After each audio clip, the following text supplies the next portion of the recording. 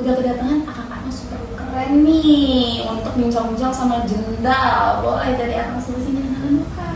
Oke, halo semuanya, nama aku Aufa dari Cimsa FK 4. Halo semuanya, nama aku Ignas dari Alsa FK 4. Mungkin akang-akang perlu juga ya kenalan sama saya ya.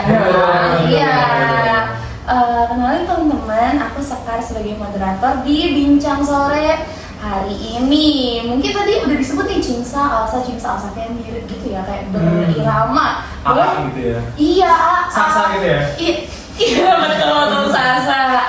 Boleh dari Kang Aufa dulu. Apa sih Cimsa tuh Kang? Jadi kalau Cimsa sendiri itu kependekan dari Center for Indonesian Medical Student Activities. Jadi Cimsa itu merupakan organisasi mahasiswa kedokteran di Indonesia, di seluruh Indonesia, dan udah ada di 35 lokal atau 35 univ gitu. Dan Cimsa ini juga berafiliasi sama IFMSA atau International Federation Medical Student Association, yaitu internasional kayak organisasi mahasiswa tapi internasional kayak gitu. Dan uniknya sendiri kalau di Cimsa itu ada 6 standing committee. Jadi standing committee itu kayak divisi lah. Nah itu ada yang pertama ada yang medical education, juga ada tentang reproductive health, terus juga ada public health, ada human rights and peace, terus juga ada research exchange sama professional exchange. Oke, itu tuh di semua universitas negeri dan swasta atau di negeri aja Kang? Di dua-duanya ada di swasta juga ada di negeri. Oh gitu. Kalau Alsa sendiri, Alsa tuh apa sih Alsa? Apa sih Alsa? Apa sih Alsa? Alsa itu adalah Asian Law Student Association. Jadi basically Alsa itu adalah suatu organisasi mahasiswa hukum yang bergerak di 4 pilar mereka. Jadi itu mereka ada tujuan 4 pilar Alsa. Jadi yang pertama itu ada internationally minded, yang kedua itu ada socially responsible, yang ketiga itu ada academically committed, sama yang keempat itu ada legally skilled. Nah jadi ini emang organisasi yang dibentuk untuk mempersatukan mahasiswa hukum di satu Asia. Cuman untuk Indonesia sendiri itu udah ada 15 local chapter termasuk di Unpad ini sendiri gitu. Ini konsepnya emang lokal chapter gitu ya? Bener banget. Tapi bedanya kalau misalnya Cimsa di swasta, kalau misalnya Alsa itu khusus PTN aja. Oh, khusus PTN ya Alsa. Oke.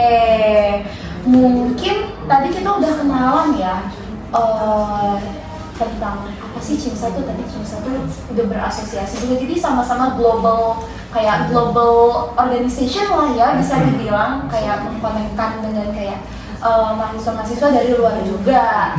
Mungkin aku mau nanya dulu nih, kan Asian Law Student Association ya, kenapa sih Asian Law Student Association Jendela Alsa itu ngebawain donor darah dari sekian banyaknya tadi yang udah disebut mungkin ya, socially responsible, social activities yang bisa dibawain. Kenapa specifically donor darah? Oke, nah dari nama acaranya itu kan Jendela Alsa 2. Kenapa 2? Karena yang kemarin udah nih Jendela Alsa 1. Nah, Jendela Alsa 1 ini tuh lebih berfokus kepada pendidikan, sedangkan Jendela Alsa 2 ini memang sudah program tahunan Alsa, di mana dia itu akan membawa Hari Donor Darah Sedunia. Nah, jadi salah satu fasilitas atau kayak program kerja yang dilakukan oleh Alsa, khususnya di subdiv social activities. Jadi kita kan melaksanakan pilar Alsa yang bernama socially responsible, teman-teman. Jadi di sini kita bakal membawa awareness dan juga edukasi lebih untuk masyarakat mengenai pentingnya donor darah, kenapa donor darah harus dilakuin. Makanya kita bekerjasama juga sama dengan pihak yang udah ahli nih, termasuk akal ini yaitu dari Cimsa gitu. Kayak gitu ya. Nah, tadi itu kan disebutin ini tuh jadi program kerja eventual. Berarti donor darah tuh merupakan sesuatu yang penting ya. Nah, kalau dari Kang Aufa sendiri, kenapa sih donor darah itu penting, Kang? Oke, jadi yang pertama udah pasti donor darah itu kan fungsinya adalah untuk memberikan kepada orang yang membutuhkan ya kan. Baik itu korban kecelakaan atau memang yang baru melahirkan atau gimana, emang kurang darah salah satu operasi atau gimana, itu kan butuh yang namanya kantung darah, transfusi darah juga. Nah, selain itu juga, selain memang buat tujuannya, yang kedua untuk donor darah sendiri ini kita juga bisa membuat kebutuhan semakin lebih sehat lagi. Kenapa? Karena ibaratnya kayak kita udah membuang darah yang udah lama mengalir tubuh kita ini, kita detox, dan nanti akan tubuh kita sendiri ini akan memproduksi sel darah merah sendiri lagi. Jadi kita akan ada generasi sel darah merah. Jadi otomatis dengan adanya regenerasi sel darah merah yang baik, itu kita bisa merasa lebih sehat lagi kayak gitu. Dan yang ketiga, kalau menurut aku sendiri sih, dengan kita mendonor darah, kita juga bisa memberikan kebahagiaan kepada orang sekitar kita. Benar banget tuh Bang. Tapi tadi menarik ya, ternyata donor darah tuh kayak some kind of detox gitu ya di tubuh kita. Oh, jadi dia setelah meregenerasi, dia akan, maksudnya setelah kita donor darah, dia akan meregenerasi lagi nih. Betul, ya. Oh, jadi super beneficial ya. Betul. Dan kira-kira dari Kang Aufa sendiri nih ya, dari kacamata Cinsa mungkin, Yeah. kenapa sih kayak bukan mahasiswa nih, malah persentase donor darah itu di bawah abang-abang yang 30 tahun. Harusnya kan sepemahaman aku yang juga sangat awam ya teman-teman, disclaimer, harusnya kita justru maksudnya lagi sehat-sehatnya nih, harusnya kita kayak kita donor darah nih, harusnya gimana tuh Kak? Kalau menurut aku sih dari kacamata aku sendiri, yang pertama adalah awareness mungkin kurang dari mahasiswa sendiri. Jadi kayak urge buat menurunkan darah itu masih kurang. Mungkin entah itu nggak tahu benefitnya apa dan lain-lain. Dan untuk yang kedua, kalau menurut aku sendiri, mungkin kurang digaungkan ya untuk adanya agenda atau event donor darah di khususnya di tempat kayak gini. Mungkin kayak kalau misalkan adanya event tahunan atau event yang memang sering, mungkin akan terbuka kacamata bagi mahasiswa yang lain untuk mencoba mendonorkan darah kayak gitu. Dan yang ketiga, kalau menurut aku sendiri sih, mungkin banyak juga dari mahasiswa yang merasa kayak gaya hidup gue kurang bagus nih, gue nggak cocok lah kalau buat donor darah kayak gitu. Padahal kan sebenarnya donor darah itu juga bisa kita niatkan dan akhirnya kita coba mengubah gaya hidupnya untuk mendonorkan darah tersebut. Nah itu banyak tuh Bang, aku tuh kan nanya-nanya ya, guys ayo donor darah gitu. Alasannya tuh, aduh nggak bisa, darah rendah tuh Bang. Tapi concern dari Bang Aufa itu sejalan banget nih sama concern jendela Alsa 2. Karena emang sebenarnya jendela Alsa 2 ini concernnya itu kepada persentase dari Kementerian Kesehatan yang nunjukin kalau misalnya dari umur 17 sampai 24 tahun itu presentase pendonor darah aktifnya itu lebih rendah daripada umur di atasnya, which is kan kita ya, mahasiswa di Unpad ini dan sekitarnya. Jadi emang itu concern yang sama sih untuk pendonoran darah ini. Iya tuh, gimana? Apa yang membuat kira-kira kalau dari akang-akang sekalian, apa yang membuat tadi kan udah nih awareness-nya kurang. Selain awareness-nya kurang, ada nggak sih yang kayak selain itu yang menjadi faktor utama kayak tadi sebelum mereka mencoba, ketika kita mengajak kayak udah ada penolakan yang kayak aduh enggak deh, takut jarum, aduh enggak deh, kayaknya sakit banget kayak gitu. Mungkin aku dulu kali ya. Boleh. Kalau dari aku mungkin lebih ke ini sih, mereka masih percaya sama mitos-mitos yang ada, mungkin kayak takut pasti sakit nih nanti, atau misalkan takut nanti benar-benar turun atau gimana, mungkin kayak gitu sih. Lebih ke masih percaya sama mitosnya yang ada. Mungkin nanti kita bahas ya. Boleh. Kalau dari kamu Iqbal sendiri gimana? Kalau dari aku sih sebenarnya kayaknya itu gara-gara kurang pengetahuan aja, kurang informasi aja tentang donor darah ini sebenarnya benefitnya apa. Di situ kan tadi juga disebutkan tentang apa bisa butuh kesehatan kita juga sebagai detox kan. Nah itu mungkin yang dibutuhkan mahasiswa saat ini gitu sebenarnya, cuman belum tersampaikan dengan baik ke mereka. Makanya supaya tersampaikan dengan baik, kita ada ini bincang sore hari ini. Bener banget. Selanjutnya kita bakal bahas nih, kan tadi awareness-nya kurang kayak pengetahuan. Mungkin selanjutnya kita akan bahas ya do's and don'ts donor darah. Menarik nggak sih teman-teman? Harus banget tahu kalau itu. Harus banget tahu kan, supaya karena banyak kan cemiu. Correct me if I'm wrong. Yes. Kalau banyak nih yang gagal di tahap screening pas mau donor darah karena nggak terpenuhi do's and don'ts. Bener nggak sih Kang? Sebenarnya di pas donor itu kan akan ada pendaftaran setelah screening kan. Nah pas screening itu memang ada beberapa faktor yang memang mempengaruhi kualitas darah tersebut. Ini memang benar juga banyak yang gagal di screening itu. Oh boleh tuh Bang, do's and don'ts yang kayak relatable nih sama kita yang gaya hidupnya mungkin tidur jam 2 pagi, bangun jam 6 pagi. Kenapa sih tidur jam 2 pagi kok pagi banget tidur? Tugas ya? Tugas ya Mana Bang? nongkrong? Enggak dong. Enggak. Atau sambil nongkrong? Nugas aja deh. Tugas aja. Tapi hidup Kamar gitu bos ya. ya. Boleh Kang, boleh coba. Oke, sebenarnya mungkin kalau do's and don'ts sebenarnya aku gabung aja ya, kayak misalkan sebenarnya kayak kalau misalkan ada yang bilang kalau misalkan itu harus tidur minimal 8 jam gitu kan sebelum donor. Sebenarnya minimalnya itu 5 sampai 6 jam. Jadi kalau misalkan jam-jam itu masih cukup sih buat misalkan ingin mendonorkan darah, tapi take notes harus tidur di bawah jam 12. Oh, kenapa tuh Bang? Karena tubuh itu tiap jamnya semakin malam itu akan adanya penurunan dari kondisi tubuh. Jadi kalau misalkan turunan efektif itu adalah di bawah jam 12 kan pasti. Jadi setiap jam itu akan berbeda-beda, tapi yang pasti akan menurunkan kualitas dari tubuh sendiri kayak gitu. Oh, itu tuh ngaruh ke kualitas darah kan? Ya, berarti kalau misalnya tidur dari jam 3 pagi tapi tidur dari jam 12 siang tuh nggak boleh tuh tidur. Nggak boleh, karena jam tidur kita tuh mempengaruhi juga. Oh, jadi bukan dihitungnya tuh bukan lamanya kita tidur. Bukan. Kapan kita tidur? Oh, Misalkan nih tidur jam 7 pagi, bangunnya jam 2 siang, tidurnya jam 5 sore, hancur. Oh, Iya. gagal. Kamu Pulang. Iya. Coba lagi besok. Coba lagi besok. Better luck Next time. Kalau yang main PUBG, better luck next time. Nih, Kang, ini yang seru nih. Alkohol, Kang. Oh iya. Seru sih. Nggak, soalnya kita tuh kan maksudnya anak muda tuh kan kayak kadang-kadang suka Euforianya. Iya, euforianya masih tinggi kan. Masih manusiawi. Tapi kalau sama euforia, jangan besoknya donor darah kali ya. Kayak kurang wise deh kalau gitu ya. Ada aturannya nggak sih?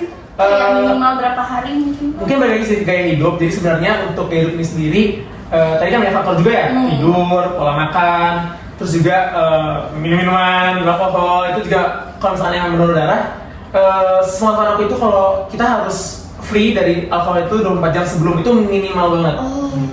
Ya, jadi kalau bisa ya nggak minum ya gitu. Betul, emang baiknya dijauhi ya, betul ya kayak gitu-gitu. Terus apalagi ya Kak, yang aku tahu tuh kalau nggak salah nggak boleh apa ya, kayak yang darah rendah gitu. Ada nggak sih kan cara ngatasinnya? Karena banyak banget teman-teman aku yang aku ajakin untuk donor darah, tapi kayak aduh nggak bisa nih soalnya udah pernah coba tapi gagal karena darahnya kurang. Ada. Oke. Boleh. Oke, sebenarnya kalau kita donor itu juga ada syaratnya, kayak misalkan harus umur sekian 17 sampai 60 tahun. Cuman sebenarnya kalau usia itu minimal kan harus punya KTP ya.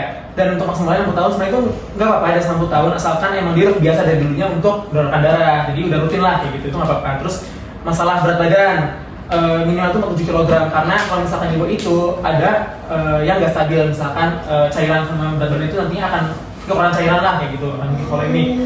Terus tadi bahas tentang kadar hemoglobin ya, kadar darah ya? Iya, darah rendah. Nah sebenarnya darahnya itu yang bagus itu minimal 12,5 kadar HB-nya. Nah itu kalau misalkan kita di bawah segitu dan kita mau donor darah, kita bisa mengubah juga, maksudnya bisa sebenarnya darah itu kita nggak bisa diproduksi. Maksudnya kayak darah itu nggak bisa kayak kita langsung ada gitu loh. Kita harus ada pemicunya gitu. Nah untuk pemicunya sendiri, misalnya mesti makan makanan yang tinggi zat besi gitu, daging merah kayak gitu, itu bisa meningkatkan produksi dari dalam tubuhnya untuk sel darah merahnya. Jadi kita nggak low HB lagi. Ayam geprek berarti nggak bisa ya Kang? Kalau warna merah mungkin bisa tuh. Oh, bisa. Iya, tergantung warnanya itu. Iya, ayam geprek warna merah mungkin ya teman-teman bisa. Jangan. Oh, jangan. Hati ayam bisa, hati ayam. Oh, dia bisa. Kuning telur gitu-gitu ya. Kuning telur lebih ke ini sih. Kalau kuning telur kan lebih ke kita kurang tuh nggak kayak zat besi itu rendah juga, jadi kalau misalnya lebih ke daging merah aja sih. Daging merah, oke. Daging merahnya kayak jaket aku. Iya. Ya, ini juga ada merah-merahnya. Ada merah-merah. Ya, emang yang merah-merah rekomend. Nah, terus selanjutnya nih, tadi Kang Ova ada mention kalau donor darah tuh harus punya KTP. Ada nggak sih kayak kenapa donor darah harus punya KTP dulu? Ada nggak sih kayak dasar hukumnya? Sebenarnya itu dasar hukumnya itu mungkin aku akan bahas secara general aja ya. Itu tuh ada di Undang-Undang Nomor 17 Tahun 2023 tentang kesehatan. Jadi emang udah diatur di situ tentang gimana cara kita proses awal untuk pendonoran darah, pengelolaan darahnya gimana, habis itu ketentuan-ketentuan yang harus dipenuhi sebelum pendonoran darah itu ada di situ gitu. Jadi KTP ini salah satu ketentuan yang udah Indikator diatur ya udah di diatur. undang-undang. Nah, aku tuh kemarin sempat baca-baca nih akang-akang, kata kita tuh sebagai pendonor tuh sebenarnya punya hak untuk tahu nih darah kita didonorkan kemana. Itu juga diatur di pasal itu berarti ya? Beda lagi Teh. Jadi tuh untuk undang-undang yang mengatur mengenai kemana darah ini akan menuju setelah kita mendonorkan darah itu ada di pasal 114 ayat 1. Itu tuh mengatur bahwa kegiatan pendonoran darah itu untuk hal-hal kemanusiaan, bukan untuk komersial. Jadi bukan untuk diperjualbelikan, tapi emang untuk didonorkan. Namanya kan pendonoran darah, jadi emang sukarela gitu, bukan untuk dijual belikan atau bayar berapa gitu Jadi sih. kita ada hak ya untuk tahu kan. Untuk tahu. Itu tuh kalau dari Kang Alfa sendiri itu tuh kita didistribusikannya ke rumah sakit kah? Apa langsung kayak ke perseorangan? Kan sering kan kayak di SG apa di snapgram kayak butuh darah ini itu tuh bisa langsung kayak disalurkan apa kayak gimana tuh Bang? Oke, jadi sebenarnya untuk donor darah sendiri, fun fact juga, satu kantong donor darah itu bisa buat hampir 3 orang. Oh, Jadi iya? satu kantong itu memang bisa bermanfaat buat 3 orang. Jadi kalau sama aku juga untuk donor darah sendiri, ya dari kita akan mengumpulkan si kantong ini ke bank darah, yang kemudian nanti bakal disalurin ke rumah sakit yang membutuhkan atau mungkin tempat-tempat yang membutuhkan kayak gitu untuk orang pasien-pasien yang membutuhkan juga kayak kekurangan darah dan terus di awal kayak gitu. Terus ada apa lagi? Lebih ke penyalurannya tuh kalau misalnya langsung ke rumah sakit kah? Apa bisa langsung kayak ada orang butuh darah gitu kan kayak gimana tuh Kang? Pastinya akan disimpan dulu dan kalau misalkan nanti akan diberikan pada pasien itu nanti kita akan diambil sampel dulu dari darah kita sama darah pasien. Nah itu nanti akan di cross check dulu apakah darah yang ini akan sesuai dengan darah yang ini, apakah nanti akan menyatu, apakah nanti akan bisa sirkulasinya dengan baik atau enggak kayak gitu. Nah itu kan menarik juga, kan katanya ada golongan darah yang bisa masuk ke semua jenis golongan darah itu loh Kang. Itu beneran nggak sih? Itu benar. Golongan darah apa tuh Kang? Jadi di sini golongan darah yang bisa masuk ke semua golongan darah itu adalah O-. Jadi O itu golongan darahnya, minus itu resusnya. Resus itu apa? Resus itu kayak protein penyertanya lah si darah ini. Jadi ada plus ada minus. Kalau misalkan plus itu berarti ada protein, kalau minus itu nggak ada protein kayak gitu. Jadi otomatis dari O- ini bisa ke semua golongan darah, bisa ke O juga, bisa ke A, bisa ke AB, bisa ke B kayak gitu. Tapi kalau misalkan yang O plus itu nggak bisa karena ketika si protein dari resus ini masuk ke yang minus, itu nanti protein ini tuh akan menyerang yang gak punya protein kayak gitu, jadi nggak bakal bisa plus ini ke minus. Tapi kalau minus ke plus itu bisa kayak gitu. Jadi minus ke compatible ya. Betul. Singkatnya no compatible. Jadi kita punya hak untuk tracking darah kita dan khususnya untuk orang-orang O- mungkin itu kan di kita tahu kan Kang kayak screening darahnya nanti di awal itu recommended karena kita juga bisa exciting juga nggak sih kayak tahu darah kita sini darah kita sini nih. Orang ini nih. Nah orang ini kemarin pakai darah aku. Itu seru ya teman-teman. Seru. Kayak di Instagram itu tag ini makasih darah. Iya. Udah nggak zaman, makasih Jeko-nya. Iya, Sekarang zaman darah. Tapi kan cuma 3 orang tadi bisa di tag cuma 3 orang itu. Di post tuh 3 story lumayan. Tiga story lumayan, wah keren banget gitu teman-teman kalau Gen Z Betul. sekarang. Donor darah. Betul. Betul. Nah, supaya lebih seru lagi, kita bakal main nih. Mana apa tuh? Main apa? Main darah? Oh enggak ya? Jangan. Jangan dong. Jangan dong. Nggak boleh berharga ya kan? Oke. Kita akan main mitos atau fakta. Mitos atau fakta? Oke. Nah, pertama nih, ini lucu sih sebenarnya. Ini mainnya adalah akan yang satu tuh awam, yang satu of course dari Expert. nih. Kita akan kalian nanti dalam hitungan ketiga jawab bareng-bareng mungkin ya, Oke, biar boleh. kayak seru. Oke. Kita ke pertanyaan pertama. Yes. Mitos atau fakta donor darah itu bisa bikin ketagihan? Coba. Ini 1, 2, 3 tuh 1, 2, 3. mitos. Wih, awam mulai. Mungkin dari Kang Opa dulu, kalau dia kan kita Oke. nanti aja mungkin dia nebak. Oke. sebenarnya bukan lebih ke mitos sih, sebenarnya lebih kembali ke personal masing-masing. Cuman untuk ketagihan ini dalam konteks dalam konteks donor darah itu adalah lebih ke arah kepuasan sendiri sih, ke arah kepuasan kayak wah udah donorin darah nih, balik ke manfaat yang awal tadi, dan juga lebih ke arah yang tadi manfaat yang awal juga yang tubuh itu merasa lebih enteng, merasa lebih baik lagi. Sebenarnya lebih ke arah itu sih yang buat kita bukan kayak gara-gara donor darah donor lagi kayak gitu. Karena ada batasannya juga, kita nggak bisa donor darah setiap hari, setiap bulan, setiap minggu gitu, karena setahu aku itu 60 hari, jadi setiap jadi 2 bulan sekali ya maksimal. Gitu. Oke, 2 bulan sekali berarti yang ominous nih bisa nih. Selanjutnya pertanyaan mitos atau fakta selanjutnya adalah mitos atau fakta donor darah bisa menyebabkan tubuh kekurangan darah. 1, 2, 3. Kita coba tanya ya dari point of view awam dulu. Nanti saya dulu ya. Kang Aufa mungkin bisa menjelaskan. Iya, klarifikasi boleh. Kurang darah, fakta mungkin kayak logikanya gitu, darah kita diambil gitu kan. Benar Jadi kayak sih. aduh lemes gitu. Lemes ya? Butuh asupan lagi, jadi kayak udah kurang nih darahnya. Itu umum aja kayak awam. Berapa liter kira-kira kalau dari point of view awam darah diambil tuh? Emang berliter-liter ya kan? Habis itu kayaknya habis kalau habis ya. Habis juga ya. Habis. Bisa. Maaf, saya juga awam. Boleh dari Kang Aufa mungkin. Oke, jadi satu kantong darah itu sekitar 350 sampai 450 mili.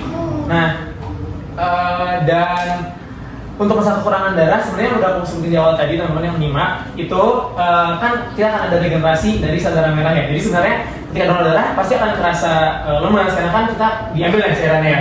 Tapi setelah itu nggak bakal berlangsung lama, akan langsung regenerasi lagi si sel darah merahnya. Jadi kita akan balik lagi circulated lagi, jadi tubuh bisa kembali segar lagi. Makanya itulah pentingnya screening di awal biar minimalisir jadinya kalau misalkan ada kekurangan darah karena kan kalau misalkan orang yang tadi kakaknya sempat juga kan yang HB-nya rendah gitu itu nggak bisa.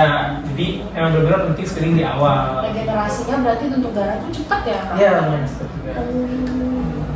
Gitu. Berarti nggak habis langsung gitu ya, emang bertahap mungkin ya. dan langsung ada lagi Ada lagi. tenang aja, jangan khawatir aja. Jangan khawatir, Tuhan keren, merancangnya keren. Bener banget, setuju. Terus nih untuk yang cewek-cewek kadang-kadang aduh pengen donor darah soalnya pengen nurunin berat badan. Mitos atau fakta sih akang-akang? Kita coba ya. 1, 2, 3. Mitos. Kenapa tuh dari Kang Aufa dulu mungkin? Mungkin jawabannya sama kayak yang tadi ya, kayak sebelumnya. Karena kan darah itu kan cairan ya. Jadi otomatis kalau misalkan diambil darahnya itu pasti akan berkurang volume cairannya. Nah kalau berkurang volume cairannya, orang bakal mikir kayak oh mungkin lebih kurus lagi nih, lebih badannya berkurang badannya gitu. Cuman kan at the end yang tadi kita harus bahas juga akan bertahap juga untuk pengembalian si darah merah ini, kayak sel darah merah ini. Jadi akan balik lagi untuk mengisi volume tadi yang kurang kayak gitu. Jadi nggak ada hubungan sama lemak ya? Iya, mungkin berkurang lagi kayak 2 gram mungkin. Iya. Mungkin 2 tetes kali ya. Iya, berkurang kok, Berkurang 2 tetes. Berkurang 350 mili darah. Iya. Jadi jangan sampai ada metode diet donor darah gitu, jangan. Agak serem ya. Enggak ya berarti. Jangan. Jangan ya teman-teman, itu ekstrim. Nah, selanjutnya nih yang buat yang cewek-cewek lagi nih. Kan perempuan nih pada menstruasi ya. Menstruasi itu kan kayak ibaratnya kita awalnya mengeluarkan darah juga kan. Nah, itu suatu fakta kalau perempuan atau wanita itu tidak boleh donor darah saat menstruasi. 1, 2, 3. Fakta. Wow. Kenapa Udah hebat loh, jadi Udah hebat. Coba. Jadi ya. Kenapa nggak boleh? Ini mungkin dari awam aja ya. Iya. Kayaknya mungkin gara-gara kalau ini confirm dulu nih. Kalau wanita menstruasi itu jangka waktu kan seminggu ya, 7 hari ya? Atau bisa lebih? Gimana kan? Mungkin 7. Beda-beda, balik lagi ke Oh, iya. emang lunas gitu. Bila gitu ya generasinya.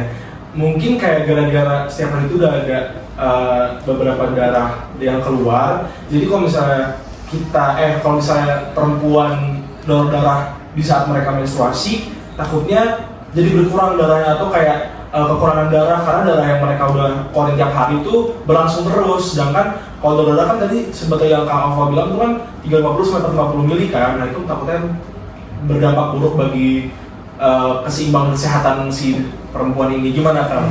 Bener gak Kang? Tebakannya. Konsepnya udah cukup benar karena perempuan menstruasi itu kan BTW yang pertama adalah wanita yang hamil menstruasi itu nggak boleh donor darah. Itu yang pertama. Jadi kalau misalkan mereka udah donor darah, salah screening karena kan nggak boleh. Screeningnya kurang itu. Karena apa? Mungkin karena tadi yang udah disebut juga. Jadi perempuan kan akan menstruasi akan mengeluarkan darah juga, otomatis kadarnya akan rendah, HB-nya akan rendah karena kekurangan darah. Terus juga ini tuh kayak apa ya? Kayak kita tuh kekurangan kita yang butuh darah tersebut, kita butuh untuk mengembalikan si produksi darah ini dari anemia. Tapi kok kita malah donor darah itu kan kayak konsepnya malah aneh ya kayak gitu kan. Jadi konsepnya udah benar juga. Jadi nanti kalau misalkan si perempuan menstruasi ini akan donor darah, malah akan hipokalemi kan, kekurangan cairan, kekurangan darah gitu. Sangat menarik ya, dan sangat apa ya, sebenarnya nggak ribet ya Kang cara-cara donor darah tuh. Maksudnya kayak tadi mitosnya juga kayak bakal kekurangan darah tuh nggak bakal teman-teman. Justru malah beneficial ya untuk diri kita. Oke, terima kasih Akang-akang atas waktunya, super insightful di sisi pembahasan hukum ya, kayak apa sih donor darah tuh, kayak adakah kayak mungkin ada beberapa orang yang kayak adakah dasar hukum dari sebuah donor darah itu, ternyata ada ya, terjawab. Terus terjawab juga berbagai pertanyaan kayak kenapa sih donor darah tuh harus tidur cukup, harus pokoknya menjaga kesehatan ya kan. Oke, jadi mungkin dari Kang Alfa dan Kang Ignas sebelum penutupan ada pesan sedikit ke yang nonton? Oke, dari aku dulu ya. Mungkin pesannya sebenarnya satu sih teman-teman. Apa tuh Kang? Jangan lupa aja sih, jangan lupa nih datang ke Jendela Alsa juga untuk donor darah. Betul banget mungkin. Dan memperingati tanggal 14 Juni Hari Donor Darah Sedunia teman-teman. Jadi jangan lupa datang ya, nanti itu ada di rektorat gitu. Nanti bakal informasi selanjutnya bakal kita sebar di Instagram Jendela Alsa Unpad gitu. Untuk Kang Alfa? Kalau dari aku mungkin sama juga, jangan lupa teman-teman buat ikut donor darah di Jendela Alsa ya. Karena kalau misalnya donor darah udah beneficial dan juga kita bisa membahagiakan orang lain. Membahagiakan orang lain itu penting banget. Itu penting banget ya. Itu kayak itu main pointnya ya. Main pointnya membahagiakan orang lain. Karena donor darah itu nggak sakit, nggak rugi, dan nggak apa? Atau lagi? Nggak sakit, nggak rugi, dan nggak ribet. Jadi kan karena tinggal datang. Ambil gitu. Ambil ya. Enggak sih kan. Ini ambil tidur enggak. Harus tidur ya teman-teman. Teman-teman, jangan begadang. Itu. Oke, bincang sore hari ini udah sangat seru, super fun. Terima kasih Kang Ignas, Kang Alfa, Alsa atas waktunya. Kita mungkin bertemu lagi next